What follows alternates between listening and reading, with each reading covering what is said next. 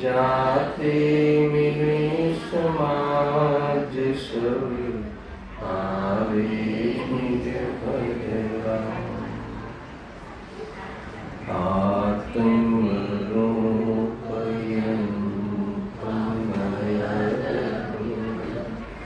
याहि लखे भवसिंहतरो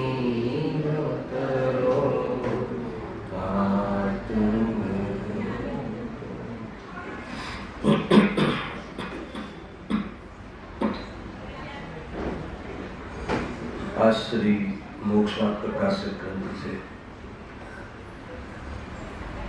सातमा अधिकार पर આપણે સ્વાધ્યાય ચાલી રહ્યો છે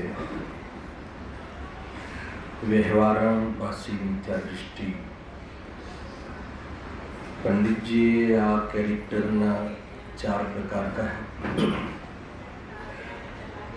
એમાં પહેલા 3 પ્રકાર તથા સામાન્ય પ્રવૃત્તિ અહીંયા સુધીનો વિષય આપણે સમાપ્ત થયો.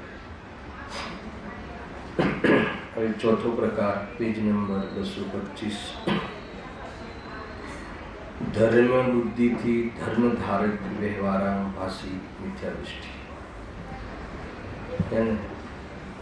આપણને થોડુંક આમ કે ધર્મ બુદ્ધિથી પાછું ધર્મ ધારણ કરે એવી ધર્મ બુદ્ધિથી અને પાછું વ્યવહાર ભાષી. થોડીક વાત સમજવા જેવી છે કે આગળના જે 3 પ્રકાર કહ્યા એ પણ ધર્મ ધારણ તો કરે છે. અહીંયા ધર્મ ધારણનો અર્થ શું છે? ધર્માચરણ.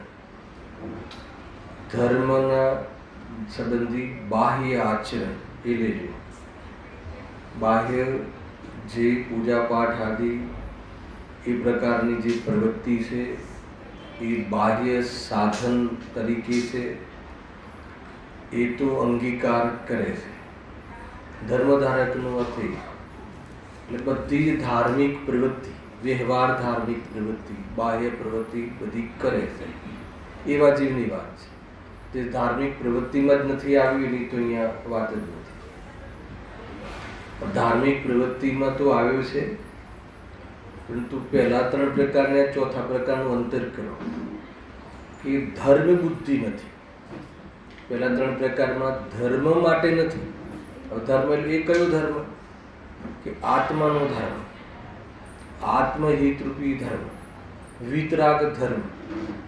આગળના 3 પ્રકારોમાં તો વિતરાગતાનું પ્રયોજન જ નથી, હે ને? પરમાર્થ નિશ્ચય ધર્મને પ્રગટ કરવાનું કોઈ પ્રયોજન જ નથી.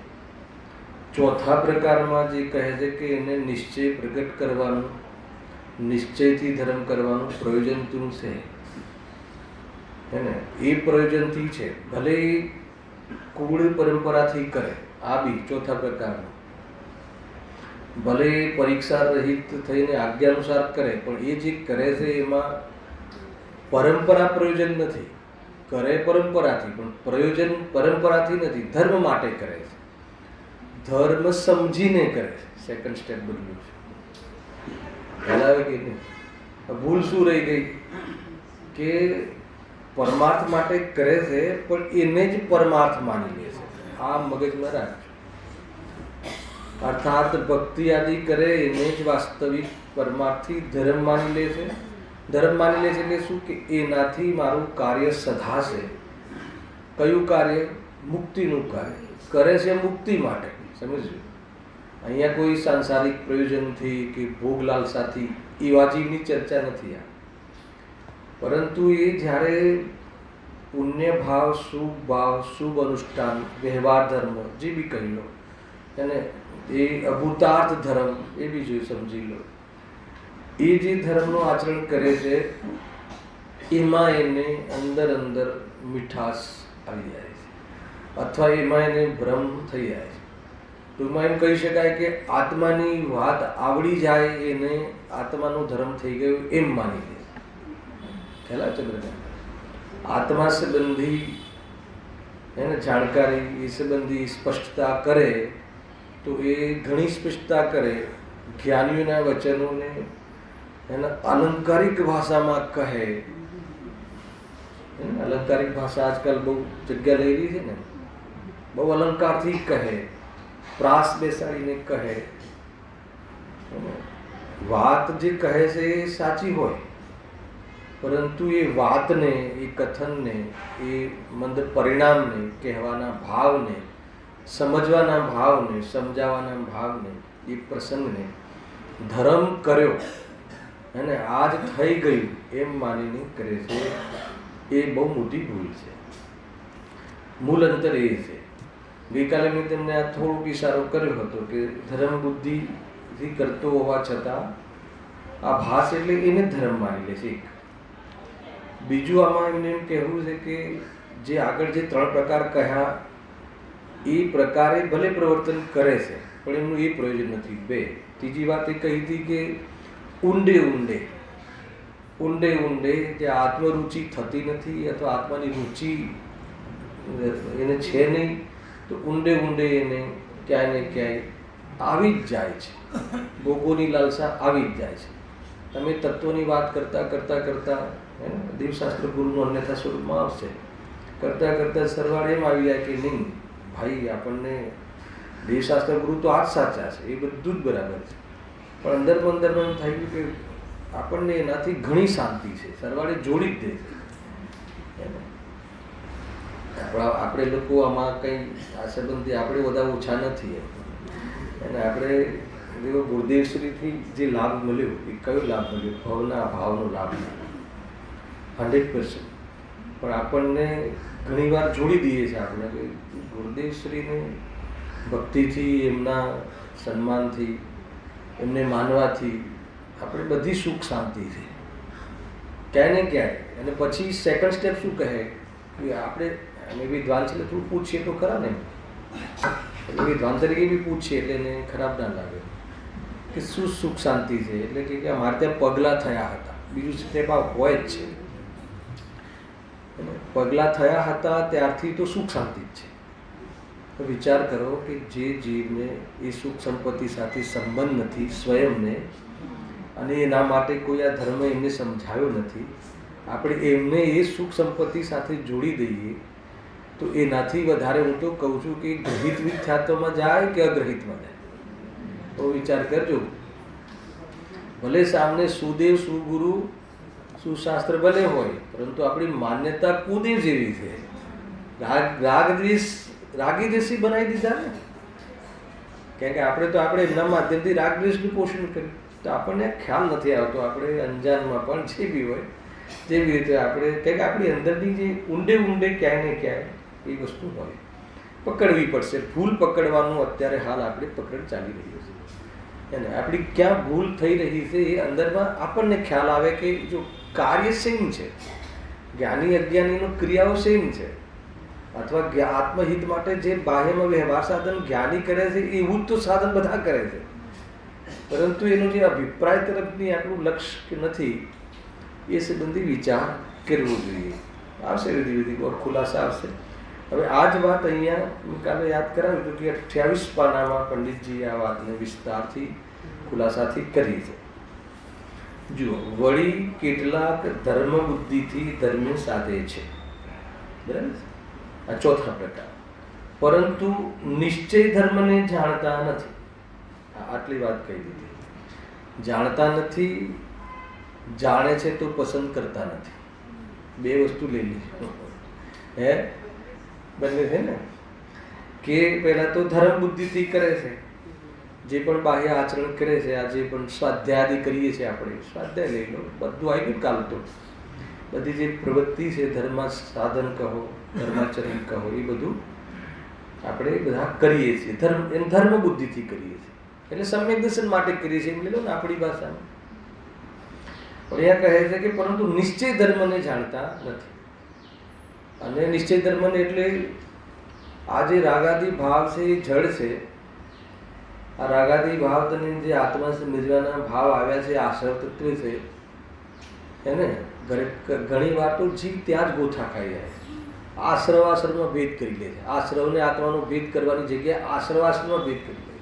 બતાવો કેવી રીતે કે આત્મા સમજવા સંબંધી જે અધ્યાત્મના ગ્રંથોનો સ્વાધ્યાય એને તો એમ સમજી લે છે કે ધર્મ છે, અને ચરણાનુયોગ કરણાનુયોગ સંબંધી શાસ્ત્રોનો સ્વાધ્યાય એને તો બંધન માને છે. ઘણી વાર ત્યાં ભૂલ કરે છે. અહીંયા કહે છે કે બંને ક્રિયાકાંડ છે, અને આ બંને ક્રિયાઓ જ્ઞાનીને હોય છે, ને બંને ક્રિયાઓને ક્રિયાકાંડ માને છે. જ્ઞાની એટલે છે, તમે પકડજો, હોય બધું, પરંતુ એ માને છે શું, એના પર વેટેજ છે. આપણે માન લો કે અહીંયા હું હમણાં શુદ્ધાત્માની વાત કરું તો તમને એમ લાગે કે આજે પ્રવચન થયું, બરાબર થયું, અને આજે હું જે શુદ્ધાત્માને પ્રાપ્ત કરવાની પાત્રતાનું પ્રવચન લઉં કે જે તમને ન ગમે, આપણને ન ગમે, કેમ કે એમાં સદાચારની વાત આવે છે, અને સદાચારથી તો આપણે રહેવું નથી. એને 21મી સદીનું જે ડેવલપમેન્ટ છે એમાં સદાચારની હત્યા છે. સદાચારની હત્યા વગર બાહ્યમાં આસક્તિનું પોષણ સંભવ નથી. તો કે એ વાત નહીં, એ બધી વાત આપણે તો આત્મા ક્યાં એ કરે જ છે, આત્મા તો જાણે જ છે. અને પછી આત્મા એ પરને ક્યાં જાણે છે, આત્મા તો આત્માને જ જાણે છે. એટલે આપણું કામ થઈ ગયું. આગળ બહુ ચર્ચા થઈ ને, રાગદ્વેષનો અભાવ કરવાનું નામ ધર્મ છે, રાગદ્વેષ રહિત જાણવાનું નામ નિર્વિકલ્પ જ્ઞાન છે. વાસ્તવમાં મૂળ પ્રયોજન તો બંધના કારણનો અભાવ થવું જોઈએ. મૂળ પ્રયોજન એ સંબંધી જો તમને વાત સાંભળવી આપણને ન ગમતી હોય ને, તો અહીંયા કે નહીં આપણને તો અહીંયા તો એ તો થઈ ગયું નિશ્ચયાભાષીની વાત. એને વ્યવહારા પાસીને તો શું કહે છે કે આત્માની વાત નથી ગમતી. આત્માને એટલે કે આત્મા ને આત્મા તો અજન્મા છે, આત્મામાં તો કોઈ રાગ દ્વેષનો અભાવ છે. શુભ ભાવ જે છે, શુભ ભાવ જે છે એ તો આત્માને અડતોય નથી. હવે એ શુભ ભાવને ધર્મ માનતો હોય, એને આચરણને ધર્મ માનતો હોય, એના આચરણને આપણે એમ કહીએ કે એ ધર્મ નથી, તો એ વાત એને કેવી રીતે ગમે એમ. એટલે નિશ્ચય ધર્મ તો એ છે કે આ જે આચરણ છે એ આત્માનું આચરણ નથી. આત્માનું આચરણ નિશ્ચય સમ્યક દર્શન જ્ઞાન ચારિત્ર છે, અને વ્યવહાર સમ્યક દર્શન જ્ઞાન ચારિત્ર જે છે એ જે બાહ્ય સાધન છે એ આત્માનું વિભાવરૂપ આચરણ છે. અગર જો એ વાત એને કહીએ તો કે એ વાત એને સાંભળવી ગમતી નથી. કેમ કે પોતે માનો કે જે કોઈ દાન આપતો હશે એ તો ભાઈ કોઈ વિરલા જીવો હોય છે, કરોડ રૂપિયાનું દાન કરે અને એને સાંભળવું ગમે કે આત્મા દાન કરી શકતો નથી, એ ગમે તો સમજી લેવાનું કે કઈ પાત્રતા છે. એ વસ્તુ થોડીક સમજવા જેવી. પરંતુ નિશ્ચય ધર્મને જાણતા નથી. એની સાથે મેં એક વાત શું જોડી કે નિશ્ચય ધર્મને જાણતા નથી ને નિશ્ચય ધર્મની વાત કરીએ તો એમને બેસતી નથી. વ્યવહારની વાતમાં જ એને રસ પડે છે એમ એ કહે.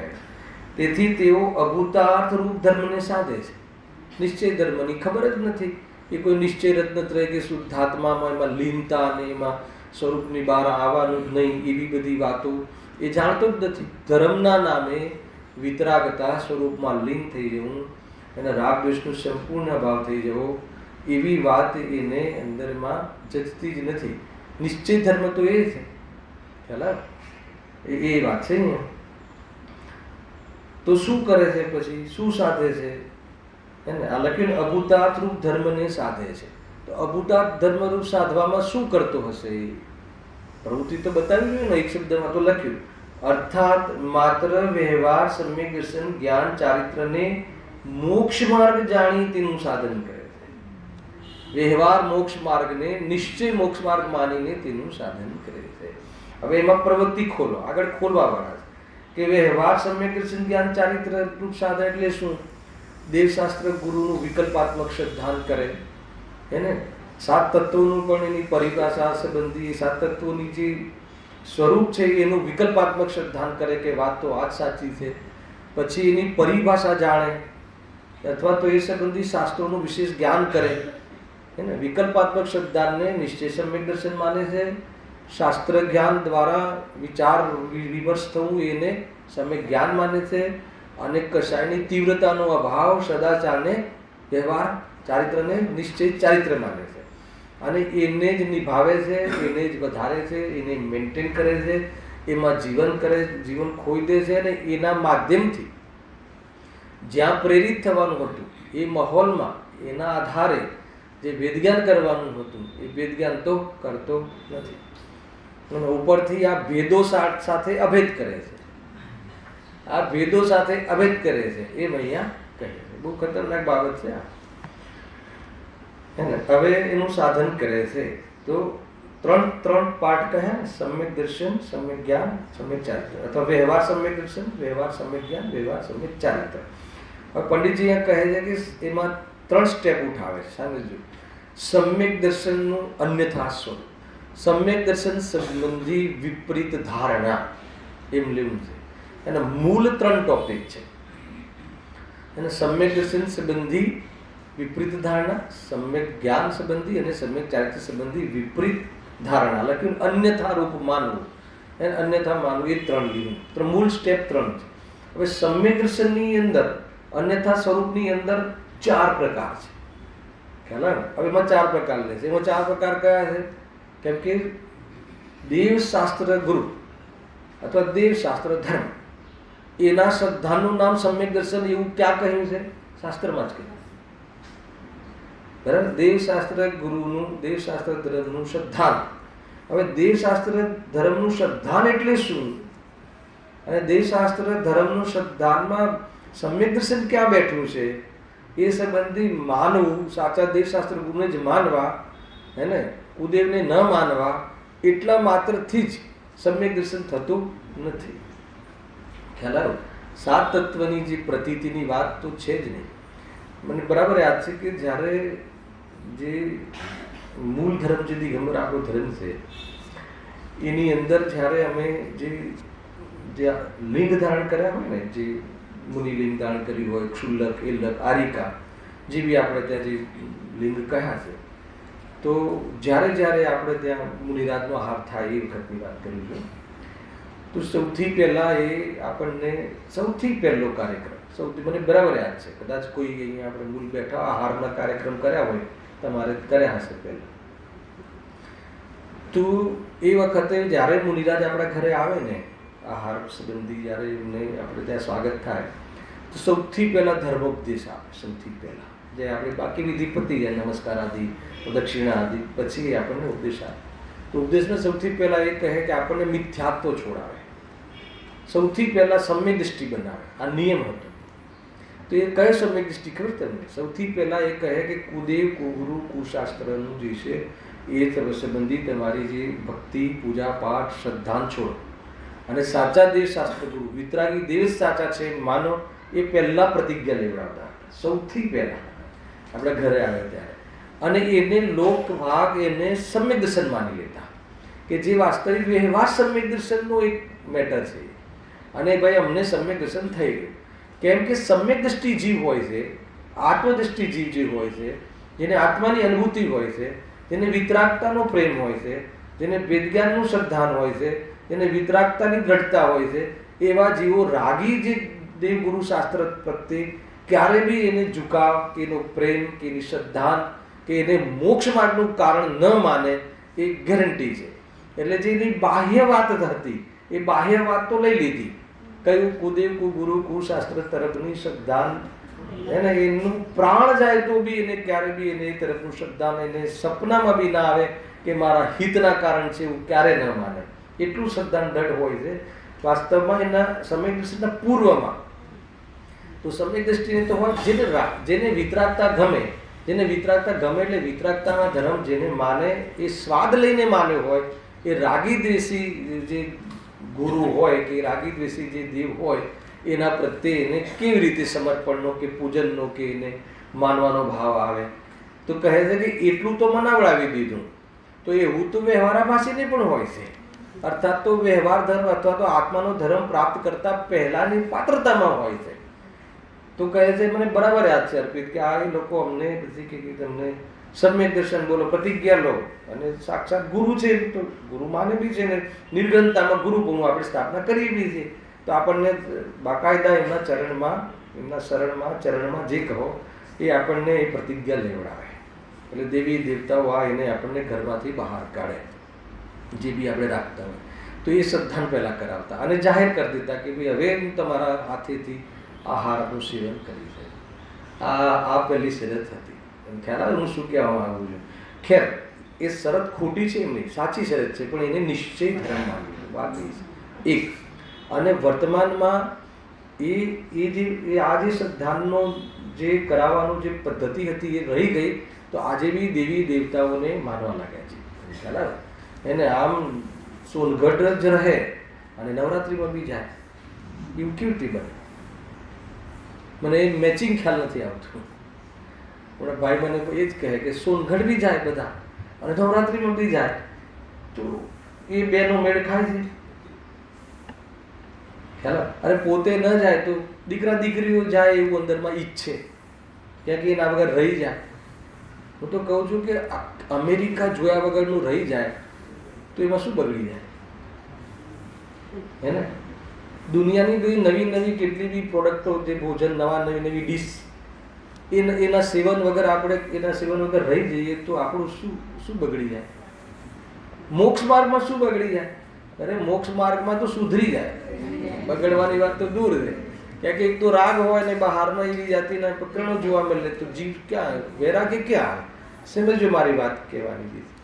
બહુ સ્થૂલ વાત લાગતી હશે તમને, પણ ભાઈ બહુ વાત આ સમજવા જેવી છે. તમે આપણે જ લોકો જે પદને પ્રાપ્ત કરવા માગીએ છીએ અને એ પરમાત્મા એવી પર્યાયમાં ઉતરે છે કે પર્યાયની વિશુદ્ધિ હોય ત્યારે પરમાત્મા પદ ઉતરે છે. ત્યાં તો ન ઉતરે.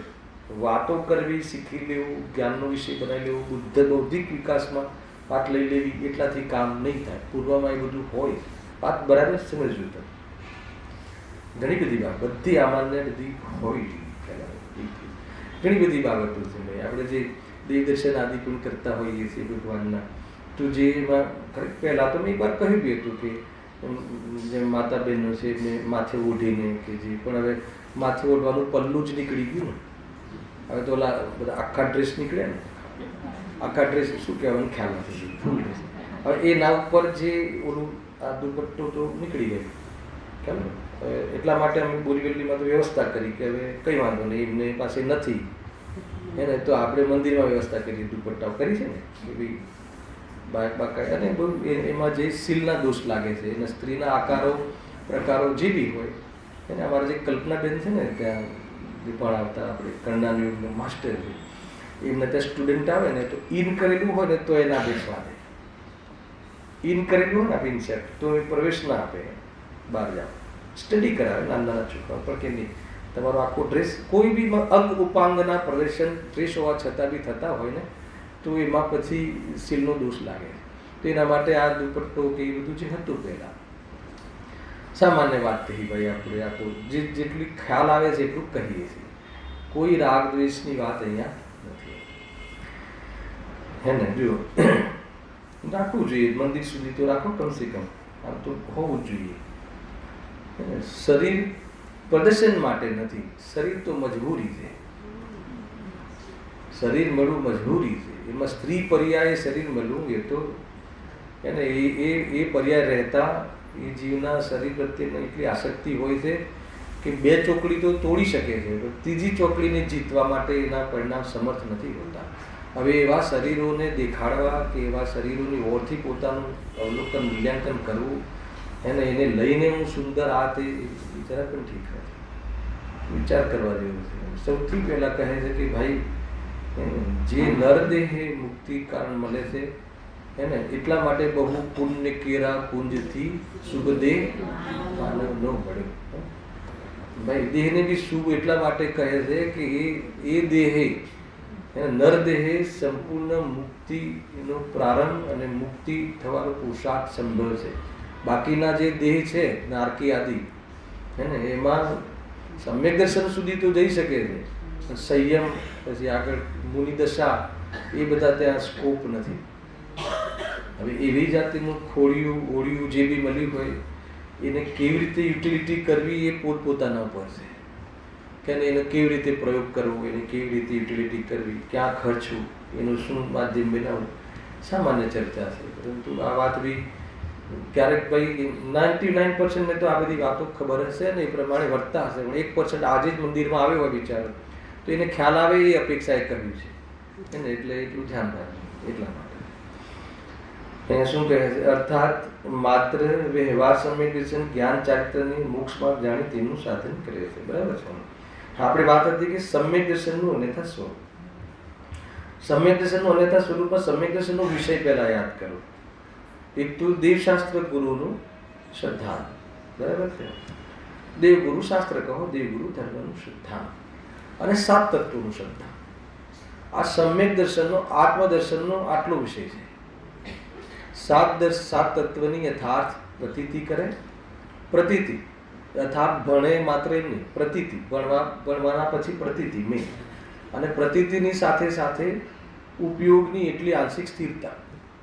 આ વાત એ રત્નત્રય થાય છે. અહીં આપણે સમ્યક દર્શનનો વિચાર કરીએ તો સમ્યક દર્શનમાં જે દેવશાસ્ત્ર ગુરુનું શ્રદ્ધાન કહ્યું અને સાત તત્વોનું શ્રદ્ધાન કહ્યું, તો એ સંબંધી જેને અન્યથા વિપરીતતા છે, તો હવે સમ્યક દર્શનના અન્યથા રૂપમાં એને વિપરીત માન્યતામાં 4 ભેદ કરવાના છે પંડિતજી અહીંયા. દેવ સંબંધી વિપરીત માન્યતા, ગુરુ સંબંધી, ધર્મ સંબંધી અને સાત તત્વ સંબંધી. આ 4 મેઇન વિષયો આ વિષય અહીંયા વિષય થશે. પછી સમ્યક જ્ઞાનનો અન્યથા સ્વરૂપ, પછી સમ્યક ચારિત્રનો અન્યથા સ્વરૂપ, એમ થઈને આ વિષય પૂરો થશે.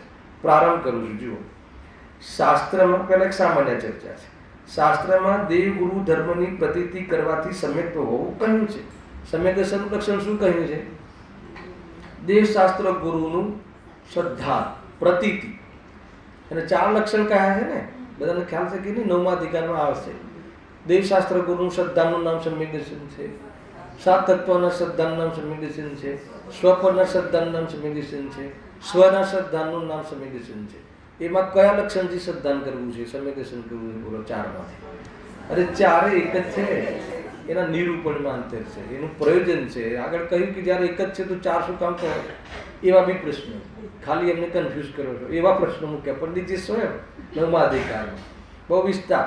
ત્યારે 4 છે જ નહીં, તું એક જ કહો ને, તો કે એકમાં સીધી ખબર પડે એવા જેવું ઓછા છે, હે ને? એટલે એને વિસ્તારથી કહેવું પડે છે. એમ કે ને ત્યાં અલગ અલગ જવાબો આપ્યા છે. એ વખતે આપણે વિશેષ ચર્ચા કરીશું. અહીંયા જો શાસ્ત્રમાં દેવગુરુ ધર્મની પ્રતીતિ કરવાથી સમ્યક થવું કહ્યું છે. એવી આજ્ઞામાંની અરહંત દેવ નિર્ગંધ ગુરુ તથા જૈન શાસ્ત્ર વિના બીજાઓને નમસ્કાર આદિ કરવાનો ત્યાગ કર્યો છે.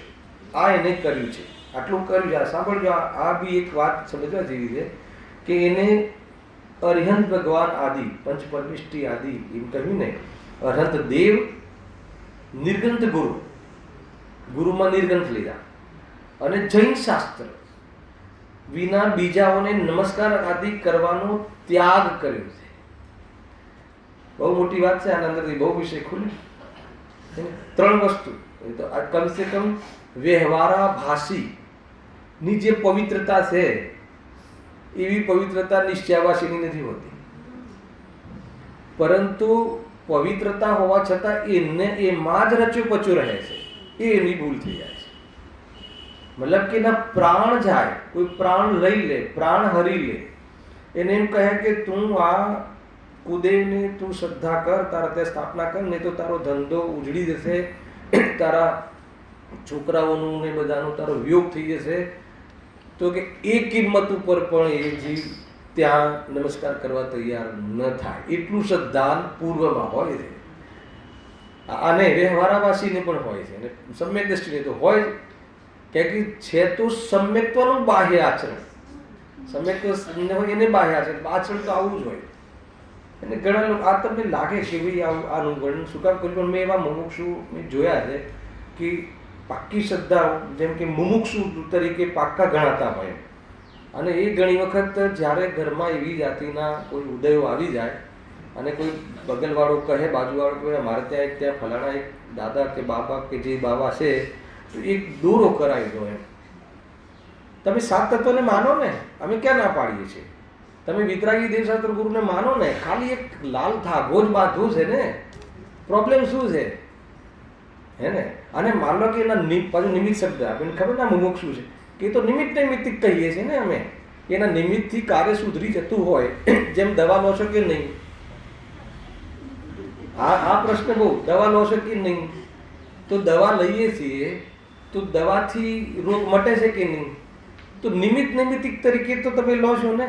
તો આ દોરાને બી નિમિત્તિક વાળા પકડમાં બેસાડવામાં શું પ્રોબ્લેમ છે? આ રીતે કહે છે કે ભાઈ એમાં તું ધર્મને વચ્ચે લાવે છે, અંધશ્રદ્ધાને વચ્ચે લાવે છે.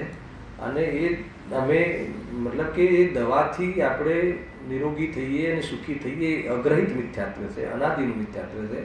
કેમ કે નિમિત્તિક કાર્યો ઘણા થતા જોવામાં આવે છે, પણ એની અંદર ઉપાદાન રૂપથી કાર્ય માની લે છે. એ જ તો શાસ્ત્ર સમજાવે છે, હે ને? એ એટલા માટે હોય છે ને. તું હવે મને આસ્થામાં ખોટી અંધશ્રદ્ધામાં લઈ જાય છે એ રીતે. કારણ કે બહુ ઘણી વખત એવું છે ને કે જે મહાપુરુષો થઈ ગયા એ લોકોને પર દેવો રીઝી જતા ઘણીવાર એવા શબ્દો પ્રથમ યુગમાં આવી જાય અને એવી રીતે હાઈલાઇટ કરીને લખે અને બદલીને લખે કે વિદ્યા સાધતા હતા અને એ વિદ્યા એમને સાધી લીધી. સમ્યક દ્રષ્ટિઓને અંદર લઈ લે પાછા, છે કે નહીં બધી? અને આ બધા બહુ પ્રશ્નો આવશે તમને હજુ તો. આ બધા એમ કે આ બધી વૃદ્ધિઓ ને આ બધી વિદ્યાઓ ને એ બધું છે શું છે, ઘણી બધી બાબતો આવશે. એ નિમિત્તિકનું લેશન એટલું મોટું છે કે ત્યાં આપણને ભ્રમ થયા વગર રહે નહીં કે આના કારણે અને એટલા માટે જ ગુરુદેવશ્રીએ ઉપાદાનથી જે વાત ચલાવીને કે એમને એટલે સુધી કે ભાઈ ગાડીથી પેટ્રોલથી ગાડી ચાલે જ નહીં. ગજબ છે. હવે એ વાત જો ઉતરી જાય મગજમાં તો એને આત્મા દેખાઈ જાય કે ગાડીની પેટ્રોલ સાથે આત્માનો શું સંબંધ છે, કે બસ એ જ છે. એ સમજમાં આવવું જોઈએ. એ રીતે ગારુડી વિદ્યા ને આ વિદ્યા ને અને પાછા એમાં ધાર્મિક જીવોના નામ લે. એ સાધતા હતા, એમને સાધી લીધી. અરે વિશુદ્ધિના પ્રકરણ છે. જીવ એને પ્રથમ અનુયોગમાં આવશે, 8મા અધિકારમાં અનુયોગમાં પણ એને જે રીતે અનેક રીતે એને પ્રેઝન્ટેશન કરવાની પદ્ધતિ છે. એને અમુક સામે ભોળા જીવોને સમજીને પણ લોકો એનો મિસયુઝ કરી નાખે છે. પરવશ કોઈને સ્વવશ કરવામાં, કોઈને આપણે એને વશ કરવાની વિદ્યા, વશીકરણ વિદ્યા, આ બધી વિદ્યાઓ બધી ચાલે છે. એ આખી અલગ પ્રકરણ છે.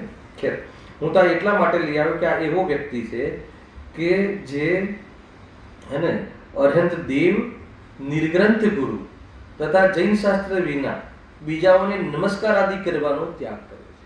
નમસ્કાર આદિ એટલે કે પ્રવૃત્તિ જ ના હોય, અથવા બીજા અન્યને નિર્ગ્રંથ ગુરુ માન. કેટલી વાત આવે ગુરુદેવસિંહને જો સંપ્રદાયમાંથી આવ્યા, કેમ કે એમને ગુરુપદ હતું ત્યાં એમને ત્યાં, અને એમને કહ્યું ત્યાં એટલી ભાષા કહી કે એક ધાગાનો ટુકડો રાખે આટલો નાનો, અને પોતાને ગુરુ માને અને મનાવડાવે તો કે નિગોદનો બંધ થાય. જીણવાણીમાં છે પણ જો કેમ કે એ ત્યાંથી આવે ને સંપ્રદાયથી, ત્યાં ગુરુપદ હતું એટલે લોકો એમને ગુરુ માનવાનું છોડતા નહોતા. નામ નિક્ષેપથી ગુરુદેવ કહીએ, ગુરુજી કહીએ, આપણે આપણા શિક્ષકને ગુરુજી કહીએ, એ વસ્તુ જુદી છે. પણ એમને પોતે ડિક્લેર કર્યું અને એને લઈને એ વધારે કહેતા કે તમે ક્યાં કે એમના જે આદર્શ જે હતા, જેમના આદર્શ હોય એ તો ગુરુ માનવાનું છોડે જ નહીં. એટલે કે જો આ વસ્ત્ર છે, જો તમે મને ગુરુ માન્યા, એમને એમ કહેવું હતું મેં આટલો ટુકડો રાખીને તમે ગુરુ માનો અને મનાવડાવો તો કે એમાં નિગોદનું બંધ થાય. અને પછી પોતાના માટે જાહેર કર્યું કે હું તો એક વૃત્તિ શ્રાવક છું અને જીવન બધું સંયમ રૂપ. પણ જે પોસ્ટ જે ચોથા ગુણસ્થાને અવ્રતનું જ લેબલ લાગે છે, ભલે જીવન ગમે એટલું પવિત્ર હોય. બીજી ચોકડી હટે નહીં તો કસાયની મનતામાં સંયમ જેવું જીવન જીવે પણ નામ અસંયમી. સર્વાત સિદ્ધિના દેવોમાં તો એને તો બહારમાં ઇન્દ્રાણી બી નથી હોતી. અને આખા જીવન 33 સાગરનું આયુષ્ય, એ આખા આયુષ્ય દરમિયાન એક વાર બી ભોગનો ભાવ નથી આવતો. સાંભળજો. અને એટલું જ નહીં, અને પ્રવૃત્તિ સામે જોઈએ તો ટોટલી શાસ્ત્ર સ્વાધ્યાય, આત્માની જ વાત, એમાં બી આત્માની જ વાત, આત્માના ગુણોની વાત, અને આત્માના ગુણોની વાત કે ફરીથી રિપીટ ના થાય અને એવી વાત. તો પણ કહે છે કે અવૃત્તિ અસંયમી સમ્યક દ્રષ્ટિ. હવે આનું રહસ્ય શું છે એમ? એટલે બોલો, મનુષ્ય જે જીવન મળ્યું છે ને એ બહુ આમાં જીતવું બહુ ભાઈ, એને પરિણામ આવવાની યોગ્યતા હોય અને એનાથી ભેદ જ્ઞાન કરીને જીતવું એ બહુ મોટો પુરુષાર્થ છે. પહેલા એ રીતે છે. એટલા માટે ઘણી બધી બાબતો છે આમાં. જો અરહંત દેવ, નિર્ગ્રંથ ગુરુ તથા જૈન શાસ્ત્ર વિના બીજાઓને નમસ્કાર આદિ કરવાનો ત્યાગ કર્યો છે. બીજાઓ એટલે કુદેવ ગુરુ કુશાસ્ત્ર, અને એને ક્યારે બી સપનામાં બી નહીં. એમ ગમે એટલી મતલબ કે આપણે થોડુંક આપણે ઘરમાં પરિવર્તન હોય, અહીંયા સાંભળીને પરિવર્તન લાવીએ. એ વખતે હું કહેતો બી હતો 5મા 6ઠા અધિકારમાં કે કુદેવાદીને આખો અધિકાર હતો ને આપણે કુદેવ ગુરુ શાસ્ત્ર, તો આપણે એના પર દ્વેષ નથી. અને દ્વેષ એ બી આપણા જેવો જીવ છે, એને એ બી વાસ્તવમાં દુઃખી જીવ છે, દુઃખી જીવ છે. એને એકવાર કોઈની જોડે ચર્ચા થતી હતી ઓફિસમાં, દેવો સંબંધી, તો ભાઈ એ બી આપણા જેવો જ જીવ છે. એટલું કહ્યું ત્યાં સુધી તો એને પ્રોબ્લેમ ના આવ્યો. પછી મેં તો કે આપણા જેવો જ દુઃખી જીવ છે. તો કે દેવ અને દુઃખી એ વાત બેસે નહીં લોકોને. દેવ અને દુઃખી તો કે મિથ્યાત્વ હોય એ દુઃખી જ છે. તને હજી એ દેવની પાસે જે પેલું કયું શરીર છે, વૈક્રિક શરીર છે, અનેક પ્રકારનો બહારમાં સામગ્રી છે, તો તું ત્યાંથી સુખી જોવે છે. પણ બીજું આપણે જૈન શાસ્ત્રમાં તો કહ્યું છે કે મિથ્યાત્વ છે ત્યાં સુધી દુઃખી છે. મિથ્યાત્વ જાય તો સુખનો પ્રારંભ થાય, અને સંપૂર્ણ કસાય મટે તો સુખી થઈ જાય પૂર્ણ. એ સિવાય બીજો ત્રીજો ચોથો બીજો કોઈ ઉપાય કે બીજું કોઈ પદ્ધતિ છે જ નહીં. કેટલી જોરદાર વાત છે એમ અહીંયા કહે છે.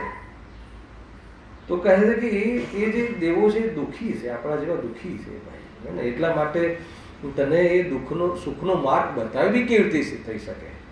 અને સુખનો માર્ગ જે સુખી થઈ ગયા હોય એ બતાવે. તો આ જે માર્ગ બતાવે છે કોણ બતાવે છે? જે સુખી થઈ ગયા એ દેવશાસ્ત્ર ગુરુ એ બતાવે છે. એના નીચે સમ્યક દૃષ્ટિજી, પંચમૂળ સ્થાન વર્તીજી, અને એ બધા જે સુખી થઈ ગયા એ આપણને આ વાત બતાવે છે. આપણે તો ભેગા થઈને સ્ટડી કરી રહ્યા છીએ. જો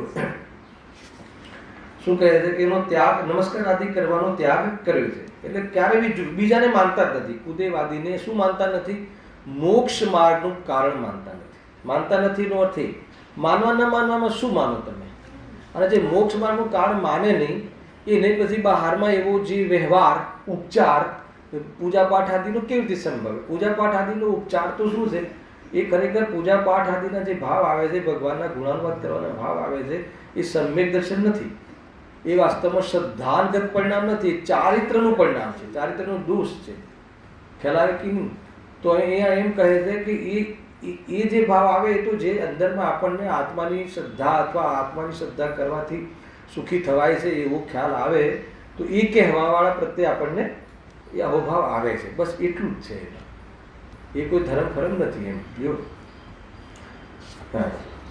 પરંતુ તેના ગુણ અવગુણની પરીક્ષા કરતા નથી. જો અહીં આવી ને પાછું એટલા માટે મેં પહેલા સ્થાપના કરી હતી કે પરીક્ષા ન કરવાની આદત તો આને પણ છે, પણ પેલાને તો ધર્મ બુદ્ધિ નથી.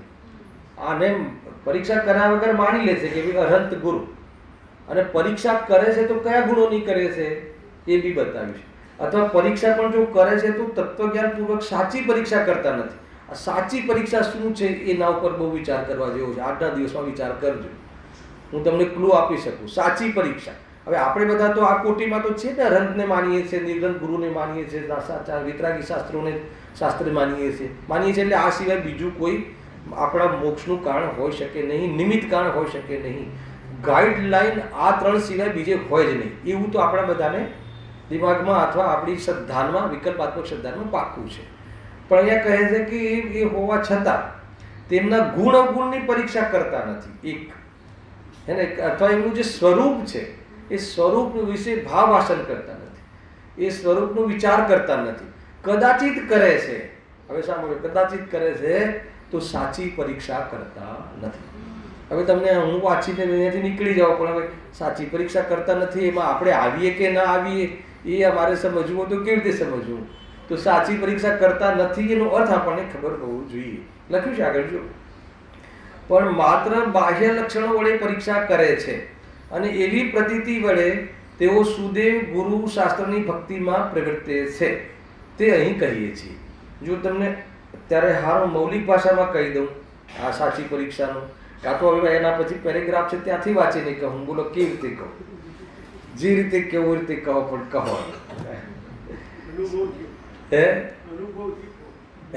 અનુભવથી કહેવાની હિંમત નથી. અને જેને અનુભવ થયો હોય એ બી અનુભવથી નથી કહેતા, એ બી આગમથી કહે છે. કહેવાની પદ્ધતિ આગમથી છે, હે ને, જાણવાની પદ્ધતિ આગમથી છે, હે ને, અનુભવવાની વાત પર્સનલ છે. એટલા માટે કોઈ બી વક્તા એમ કહે ને કે હું અનુભવથી કહું છું તો બહુ ચેતી જવું. અનુભવવાળા જીવો. ગુરુદેવજીએ કહ્યું કારણ હું મારા અનુભવથી કહું છું. કોઈ દિવસ કહ્યું હોય તો બતાવ્યું શાસ્ત્રમાં. ક્યારે બી અનુભવ છે એ તો આપણને 1000-1,00,000% એમ, આપણને એમાં તો કોઈ શંકા નથી, બરાબર. પણ મને બતાવો કે કોઈ દિવસ કહ્યું.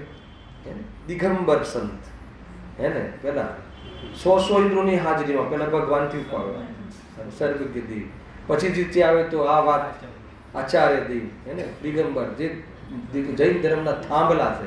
બીજું કથન, ત્રીજું કથન જૂના પહેલાના પંડિતોનું એ કહેવું પડે. આ 3-4 કથનો એમના પેટર્ન છે, એમને આ વાત કરી છે. એમને આ વાત અહીંયા જે કહેવામાં આવે છે એ વાત એમને કરી છે. વિચાર તો કરો શું ગજબની વસ્તુ છે. આપણે એની નિર્માણતા એ બધું આપણને જો દેખાય, અંદરનું પરિણમન દેખાય તો કામ થઈ જાય. તો એ કહે છે કે જો ફરતી વાત, ગુણ અવગુણની પરીક્ષા કરતા નથી, અથવા પરીક્ષા પણ જો કરે છે તો તત્વજ્ઞાન પૂર્વક સાચી પરીક્ષા કરતા નથી, પણ માત્ર બાહ્ય લક્ષણો વડે પરીક્ષા કરે છે. હે ને, એટલે એનો અર્થ એવું છે કે જે અર્યંતનું સ્વરૂપ, અર્યંતના કેટલા ગુણ? 46. એને કેટલાક દેવકૃત છે, કેટલાક શરીર આશ્રિત છે, કેટલાક જીવ આશ્રિત છે. તો એ રીતે બધું બરાબર ભણી લે અને એ પ્રમાણે પરીક્ષા બી કરી લે. હવે એમાં આગળ લખ્યું છે 5 સુધી, મારે થોડુંક વાત બતાવી છે એમાં કે એમને અર્યંતનું જે બાહ્ય સ્વરૂપ છે, સમોષણની ઓરથી જે વર્ણન આવે છે આપણે ત્યાં, એમને જે 500 ધનુષનો દેહ હોય છે, ઉદ્દેશ્ય બી વર્ણન કરે. અને 500 ધનુષનો દેહ હોય, 100 ઇન્દ્રોની હાજરીમાં દિવ્ય ધ્વનિ ખરે, આ બધી ઓળખાણ છે એમની, બાહ્ય ઓળખાણ છે. તો કે એ રીતે તો અર્યંતનું સ્વરૂપ માને. પછી આમાં તો એવું લખ્યું કે જે કેવલ જ્ઞાનની ઓરથી બી સ્વરૂપ માને, વિતરાગી છે એની ઓરથી બી સ્વરૂપ માને. તો આપણે યાદ હોય તો આપણે અહીંયા જે પેલી ગાથા લીધી હતી ને 31, 32, 33, એમાં એ સ્તુતિનું પ્રકરણ હતું. તો કે દેહની સ્તુતિ કરીને દેવની સ્તુતિ કરે, એ હતું ને. તો દેહની સ્તુતિ કરીને દેવની સ્તુતિ કરે, તો કે દેહની સ્તુતિ કરીને દેવની સ્તુતિ શું કામ કરો છો? અથવા તો પછી દેવની સ્તુતિ શું કામ કહો છો? દેહની સ્તુતિ કહો ને. તો કહે કે દેહના માધ્યમથી દેવની સ્તુતિનો વ્યવહાર કરી શકાય છે. સાંભળજો, એમાં દેહની સ્તુતિ કરીને દેવની સ્તુતિનો વ્યવહાર કરીએ તો દેહ અને આત્માને એક થવું પડે એમ નથી હોતું. પરંતુ એવું દેહના આધારથી દેહનું બાહ્યમાં, એવા જ્ઞાનીઓના બાહ્યમાં કેવો દેહ હોય છે અને એ પ્રમાણે યાદ કરીને અંદરમાં આવી વિતરાગતાવાળા જીવોને બાહ્યમાં આવવું હોય છે, અથવા બાહ્યમાં આવવું હોય છે ને આવી વિતરાગતા હોય છે, એમ સમજીને વિતરાગતાનું જ્ઞાન કરી શકાય છે. બરાબર છે? ત્યાં સુધી લઈ આવ્યા. તો કે પછી એ તો વ્યવહાર સ્તુતિ થઈ, એ તો દેહ આશ્રિત ગુણોનો વ્યવહાર કર્યો. પણ કે એમને કોઈ પોતાનો આત્મા આશ્રિત બી કોઈ પરિચય છે કે નહીં? તો કે અનંત ચતુષ્ટય, અનંત ભગવાને અનંત ચતુષ્ટય પ્રગટ થાય છે. તો કે અનંત ચતુષ્ટયની ઓરથી અમે એમના ગુણનો ગુણાનો વાત કરીએ છીએ. તો કે એ એમના આત્મિક ગુણોનો જે વ્યવહાર કર્યો, ગુણોનું જે આપણે ભક્તિ કરી, તો કે એ તો નિશ્ચયથી એમની સ્તુતિ થઈ કહેવાય કે ના કહેવાય? તો દેહની સ્તુતિની અપેક્ષાએ આ નિશ્ચયના એમના ગુણો યાદ કર્યા. પરંતુ કહે છે કે એ બંને વ્યવહાર સ્તુતિ છે.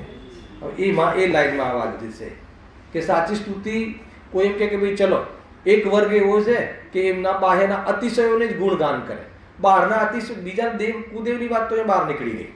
પણ આપણા દેવોના પણ જે અતિશય છે, કેવલ જ્ઞાનની સાથે થવાવાળા અતિશય, જન્મના અતિશય અને બધા અતિશયો છે ને, તપ જે પુણ્યના આશ્રિત બધા છે, તો કે એની બી ચર્ચા શાસ્ત્રોમાં બહુ મોટી મોટી ચર્ચા આવે છે, બહુ મોટું વર્ણન છે. ખ્યાલ આવે કે નહીં? તો કે એ વર્ણન છે તો એની ઓરથી અમને એટલો મહિમા આવે છે, ભગવાનનો એટલો મહિમા આવે છે, એને આપણા આનંદ ભગવાનની આટલી મહાનતા છે. તો અહીંયા પંડિતજી કહે છે કે તે વાસ્તવમાં પરીક્ષા પણ યથાર્થ ના કરે. તો પછી બીજી એ વાત કે એવો એક વર્ગ છે કે અમે તો માત્ર પ્રભુના અનંત ચતુષ્ટય પ્રાપ્ત કર્યું છે, તો કેટલું અનંત સુખ છે, કેવું જ્ઞાન છે, કેટલું જ્ઞાન છે, 3 લોકનું, ત્રિકાળવર્તી પર્યાયોનું, સર્વ પદાર્થોનું પ્રત્યક્ષ છે, વિશદ છે, એને પ્રત્યક્ષ જાણે, ભૂત ભવિષ્યની વર્તમાનની પર્યાયોને એક સાથે યુગપદ જાણે. તો કે એવું બી વર્ણન કર્યું. તો કે હવે તો અમે બરાબર કહેવાય કે એક વર્ગ એવો છે.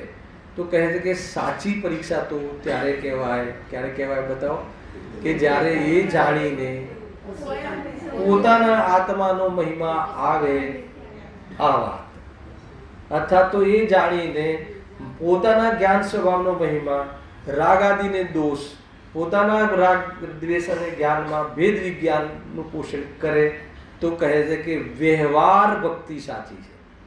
વ્યવહાર ભક્તિ એલા કે ઉદ્દેશ એ હોય તો, એ ના હોય તો કે બધું ગયું પાણીમાં, એમ કહે છે. તો કે કેમ એમ કહો છો? અગર જો ભેદજ્ઞાન વાળી પ્રવૃત્તિ ન સાધી, એ સાધના ન કરી, તો તું આ જે તને આ બધું આવડે છે અને આ બધું જાણીને તને જે શ્રદ્ધાન થયું છે કે આ જ સાચા દેવ છે, અને આ જાણીને તમને મહિમા આવે છે કે આ જ મારા ભગવાન છે, તો કે એ મહિમા આવે છે એનો બી પ્રોબ્લેમ નથી, જ્ઞાનીઓને બી આવે છે, પરંતુ તું એને શું માની લે છે? એટલા માટે જે શાસ્ત્રમાં લક્ષણ કહ્યું હતું, કયું લક્ષણ કહ્યું હતું? કે દેવશાસ્ત્ર ગુરુના સદ્ધાનના સમ્યક દર્શન, તો અમારી આવી પાકી શ્રદ્ધા છે, તો બોલો સાહેબ મને હવે સમ્યક દર્શન કહેવાય કે ના કહેવાય? તો કે એટલા માટે કહે છે કે એ તો એમના માધ્યમથી અથવા એમના સ્વરૂપના માધ્યમથી જે જાણતો અરહંતને ગુણ દ્રવ્ય પર્યાયપણે પછી પોતાના આત્માને જાણે તો મોક્ષ પામે છે, પણ ત્યાં સુધી પહોંચતું નથી, અને ત્યાં જ એની દૂરી ખેંચી લે છે. અમે કોઈ દિવસ બીજા ભગવાનને તો યાદે ના કરીએ, જઈએ નહીં, તો કહે છે કે તને દ્વેષ છે, એને દ્વેષ છે. કુદેવો પ્રત્યે દ્વેષ કરવાનું કીધું નથી. આત્માની શ્રદ્ધા વગર અથવા આત્માની શ્રદ્ધાના પ્રયોજન વગર કુદેવાદી તરફનું દુર્લક્ષ સેવે તો એમાં દ્વેષ બુદ્ધિ હોય ને હોય, અને દ્વેષ બુદ્ધિ કરે એટલે દેવો આવી જાય લડવા માટે, તો પછી પાછો બદલાઈ જાય. ના ખ્યાલ આવે? દેવોને અવધિ જ્ઞાન હોય છે, હવે દ્વેષ બુદ્ધિ કરે ને આજુબાજુ ફરતા જ હોય, અહીંયા ફરતા હોય દેવો, ચિંતાનો વિષય નથી. આત્માઓને તો શું છે? હેલો. અને જીન મંદિરમાં તો આવે જ આવે, આવતા હોય, કંઈ બહુ મોટી વાત નથી. એ બી દર્શન કરવાના અધિકારી છે, અને આપણે અહીંયા દ્વેષ બુદ્ધિથી આપણે સમજીએ, હવે ડરાવતો નથી ત્યારના, તો કે પછી વળી પાછું અરે ભાઈ, એટલા માટે શરૂઆત એથી હોય છે કે અમારું જે કામ કરવું છે ને એ એમની પાસે નથી, બસ. બાકી એ બી ભગવાન બનવાનું સામર્થ્ય રાખે છે, એને બી સમ્યક દર્શનનો અધિકારી છે, અને કોઈ દેવ કદાચ આવી જાય તમારી પાસે તો બેસાડો કે બેસાડ પડ આપણે વચ્ચે, અને તું તારા આત્માનું કલ્યાણ કર. અને આવા પ્રસંગો થઈ ગયા છે, બહુ થતા. હવે તો ઓછા આવે છે ને, પહેલાં આવતા હોય અંતર તું કહે, આહવાન કરે, પધારો, આવો, ભગવાનની વાણી અહીંયા પણ છે. તમે તો સિમંદર વાણી સાંભળીને આવતા હો છો, અહીંયા એ જ વાણી છે, સાંભળો, પ્રસન્ન રહે દેવો. બહુ મોટી વાત નથી, સાંભળે શું પ્રોબ્લેમ હોય બાજુમાં બેસીને, અને એમાં ચિંતા શાની? જે તમે ટીવીમાં જુઓ છો ને એવા બધા રૂપ નથી હોતા, ધ્યાન રાખજો. એ તો બધું બનાવટ કરે છે, તો બહુ સુંદર હોય છે દેવો તો, અને એ બધી એ જે રીતે પ્રકાર હોય છે, અને એ તો જેવું રૂપ બનાવો એવું બનાવે છે, એને ક્યાં પ્રોબ્લેમ છે? એટલે ચિંતા નહીં કરવી, બરાબર? નહીં કેટલા બધા જોયા છે ને, પહેલાં આવતા ને બધા ગામડામાં તો બૂમ, અને અમારી સાઈડ તો બહુ જ હતું એમનું આવા ગમે. હર ઘરમાં એક ને કોઈનો કોઈ દેવ આવતો જ હોય, તો આવે એટલે શું છે? આવે એનું કામ છે, આવે ને જાય, પ્રોબ્લેમ શું છે? એને કહેવાનું કે ભાઈ તને શું તકલીફ પડે છે અને કઈ વાતની તકલીફ છે, પૂછવાનું કે તું આ ભેદ જ્ઞાન કર, એ રીતે વાર્તાલાપ કરવાનો, થઈ જાય. એ રીતે બધા બહુ પ્રશ્નો છે. એ બોલતો હશે કે નહીં બોલતો હોય, બોલે તો હિન્દી બોલતો હશે કે મરાઠી બોલતો હશે, કેટલા આ બધા નાના છોકરા બહુ પ્રશ્ન પૂછે, ને ઘણી બધી બાબતો છે. આ એટલા માટે કહ્યું કે ચિંતા નહીં કરવાની. મતલબ મારે એ બતાવવું છે કે આટલું દ્રઢ શ્રદ્ધાન અરવિંદ ભગવાનનું, એમને એમના કેવલ જ્ઞાનનું વર્ણન કરે તો જાણે કે આંખો ભીંજાઈ જાય પ્રેમથી, અને એમનું જે વિતરાગતાનું જ્યારે ચિંતન કરે તો એને એમ લાગે કે કેટલા અદ્ભુત દેવ છે. આ બધું જ કરે, પણ આવો મારો સ્વભાવ છે. કેટલી વાત એને કહી ગઈ ગુરુદેવ કે એ વાત રહી ગઈ, બસ. પહેલી વખત નક્કી કર્યું ત્યારે એકદમ બરાબર હોય, હા, પછી વ્યક્ત રહે હર વખતે નિરંતર સબકોન્શિયસ માઇન્ડમાં હોય એવું નિરંતર રહે. એટલે સબકોન્શિયસ શું કહે છે? અહીંયા તો વ્યક્તમાં રહે. ભલે આપણે લીધું હતું ને ત્યાં કે સુગાળજીના બોલમાં, વિચાર કર્યા વગર કે વિચારીને આ જ ગુંટન રહે. આ લીટી ઉપર 4 પ્રવચન કર્યા હતા, એક જ લીટી 200 નંબરનો બોલ, હે ને? સમ્યક દ્રષ્ટિ એટલે કે આ તો સમ્યક દર્શનના પહેલા પૂર્વમાં વિચારીને કે વગર વિચારે આ જ ગુંટન રહે. આ જ ગુંટન એટલે હું ગાયક છું એટલું જ નહીં, પૂરા સિદ્ધાંતો ક્રમબદ્ધ પર્યાય બધા આ જ ગુંટન. વગર વિચારે કેવી રીતે ગુંટન રહે? વગર વિચારે એટલે વગર વિચારનો જીવ હોય કોઈ? વગર વિચારના તો કેવલી હોય. તો કોઈનો કોઈ વિચાર તો હોય એમ કેવું છે પંડિતજીને ત્યાં. શું ગણેશ સાહેબ કહે છે કે વગર વિચારે એટલે આ વિચારો ના હોય એમના વગર વિચારે, અન્ય વિચારો હોય. અન્ય વિચારો લખ્યું છે નીચે, એમને ઇન્ટરપ્રિટેશન કર્યું છે કે અન્ય વિચારો હોય અને ભોગના વિચારો હોય કે વેપારના વ્યવહારના વિચારો, એ વખતે બી આ જ ગુંટન હોય. તો વિચાર તો એકનું જ ચાલે, તો આ ગુંટન કેવી રીતે હોય? હવે સબકોન્શિયસ માઇન્ડ લેવું કે શું લેવું? તો કે આપણે લઈએ છીએ ને અભ્યાસ રૂપે ધ્યાન પોષણ, એનું આ જ પોષણ રહે, આ જ પક્ષ આવે. એને એમાં પ્રવર્તવા છતાં એમાં એ વાત એને જચે નહીં એવી એક અંદરની જ્ઞાનની એ વખતે વ્યક્ત ધારામાં એ જ સદ્ધાય છે, એ જ જ્ઞાનમાં પોષાય છે એને. તો એવી એ આ કોની વાત છે? ગર્ભિત વિશુદ્ધિ. આ કોની વાત છે? સમ્યક દર્શનના પૂર્વની વાત છે. બહુ લીધેલું છે આ વિશે આપણે ત્યાં બધા અલગ અલગ જગ્યાએ તો લીધી જ છે. તો કે એ અહીંયા કહે છે કે એવી જાતિની એનું નામ કહે છે કે સાચી શ્રદ્ધા. એને બાકી કોઈ ભગવાનનું જ ખાલી ભગવાન ભગવાન તમે મહાન છો, તમે આ છો, એ તો માધ્યમ. એને વ્યક્ત કેવી રીતે કરાય? જ્યારે અંદરની વસ્તુ એ આપણને ખબર પડે કે આવું મારું સ્વરૂપ છે, ત્યારે એમાં પછી પુરુષાર્થ કમજોર પડે છે અથવા એમાં વિશુદ્ધિ થોડી હાનિ થાય છે, ત્યારે આપણે એમને ભગવાનની યાદ કરવું. આપને એક ગાયક બતાવે, શું વસ્તુ બતાવી છે તમે એ સમજી લેવાનું કે એ વખતે તમારી એ શિથિલતા આવી, કમજોરી આવી, પ્રમાદ આવ્યો. પેલી બાજુ થોડા વધ્યા હોત, આ ભગવાનના વિકલ્પ સુધી ના આવ્યા હોત તો કદાચ કામ પણ આવ્યા હોત, ના આવ્યા હોત તો એ તો આપણી કથન છે વાસ્તવમાં. એ વખતની એવી યોગ્યતા છે. ધ્યાન ક્યાં આપવું એની વાત. સાચી શ્રદ્ધા કોને કહેવી? શિવને આવે છે કે ત્યાં છે ને સાચી પરીક્ષા કોને કહેવી? સાચી પરીક્ષા કરતા નથી પણ માત્ર બાહ્ય લક્ષણો વડે પરીક્ષા કરે છે અને એવો પ્રતીતિ વડે તેઓ સુદેવ ગુરુ શાસ્ત્ર ભક્તિમાં પ્રવર્તે છે અને બધી ભક્તિમાં પ્રવર્તે છે. એનું એમ જ માને છે કે મને શ્રદ્ધા આટલું. અને વાસ્તવમાં આવી દ્રઢ શ્રદ્ધાવાળા જીવો હોય છે. સમ્યક દૃષ્ટિ તો હોય જ છે, પણ સમ્યક દર્શનનો જે પ્રયાસ કરતા હોય એને પણ હોય છે અને એને શ્રદ્ધાગત ભૂલ રહે છે, પણ એનો જે વિકલ્પાત્મક શ્રદ્ધામાં આવી દ્રઢતા હોય છે. પણ એમાં આત્મા તરફ ના પહોંચે એટલે બધું ચોકડી છે કે કહે કે તે કરોડો કમાઈને આપ્યા એ ચોકડી કોઈ કે એને તો આમાં હેતુ ન બનાવ્યું ને, આમાં નિમિત્ત તરીકે તો તે આમાં એમને કંઈ કર્યું નહીં ને. પૈસા આપી દીધા એટલે બસ થઈ ગયું એવું ક્યાં ધર્મ છે? એના મેં તો એક ભગવાનના પૈસા આપી દીધા ને તો શું થઈ ગયું? ઉપકાર કર્યો ભગવાન પર, શું કર્યું? આવા ટોન સાંભળી છે અમે, જે લોકો કલેક્શનમાં જતા હોય ને આ બધું બહુ એમને અનુભવ થાય છે. આવીને અમને કહે એટલે અમને ઉદાહરણ મળે, ખ્યાલ આવે કે નહીં? આ રીતે થતું હોય. જો વાંચું 5 મિનિટ છે એ વસ્તુ છે મેં કહી ને અહીંયા થોડુંક અહીંયા કેવી રીતે રજૂઆત કરીશ પંડિતજી. હા, દેવ ભક્તિનું અન્યથા સ્વરૂપ. હવે એક લેશે બધા. દેવ, ગુરુ, શાસ્ત્ર અને ધર્મ 4 લેવું છે ને.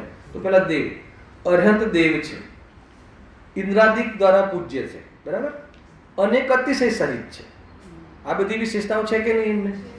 અને આ બધી વિશેષતાઓથી એમને માનવા એ મિથ્યા દ્રષ્ટિ છે? એવું માનવું એ મિથ્યાત્વ છે કે ના? છે ને.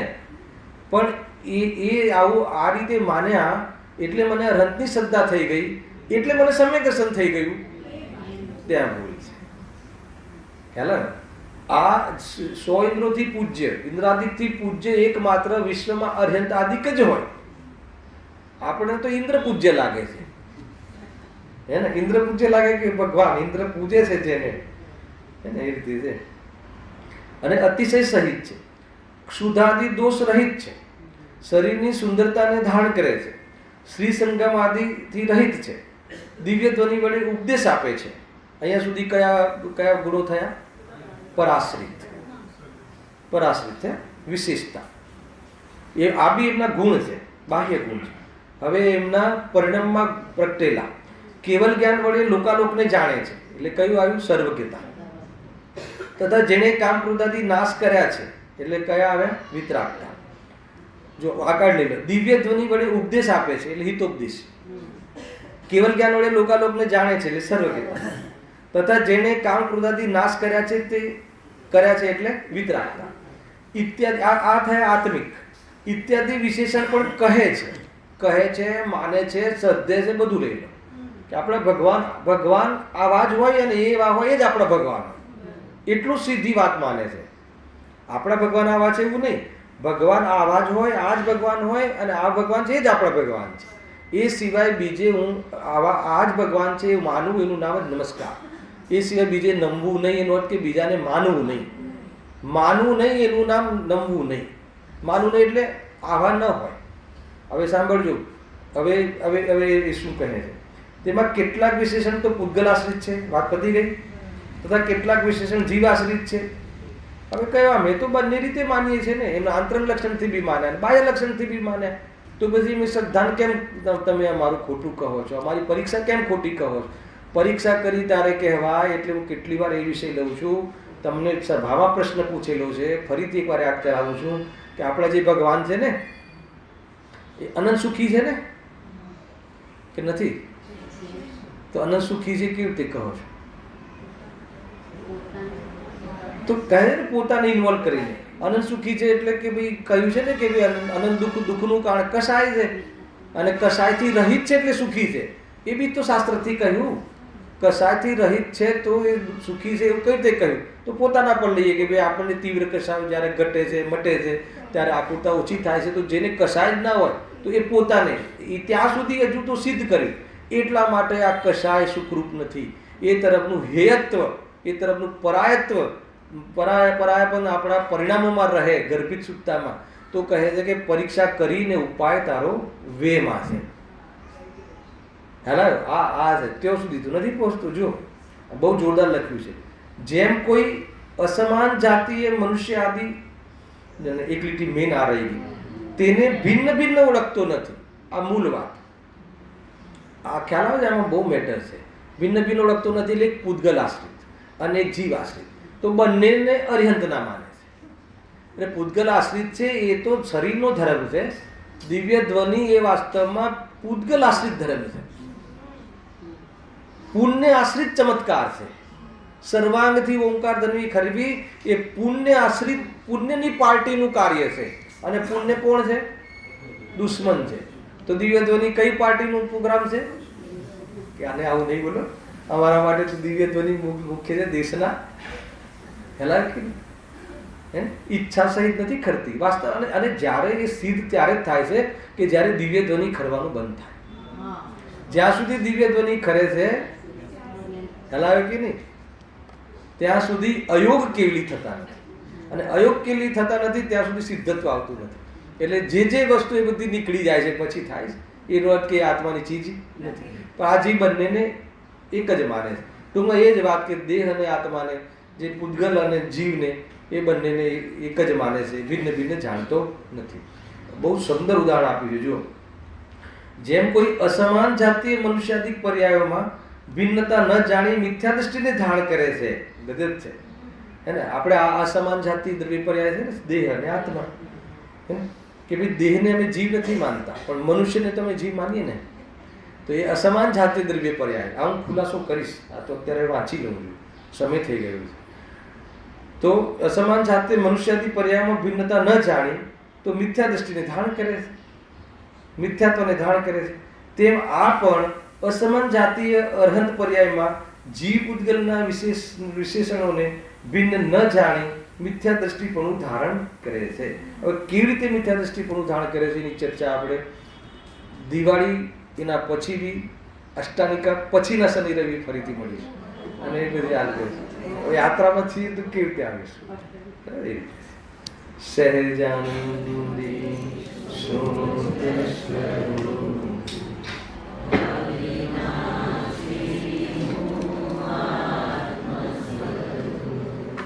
સહેજાનંદી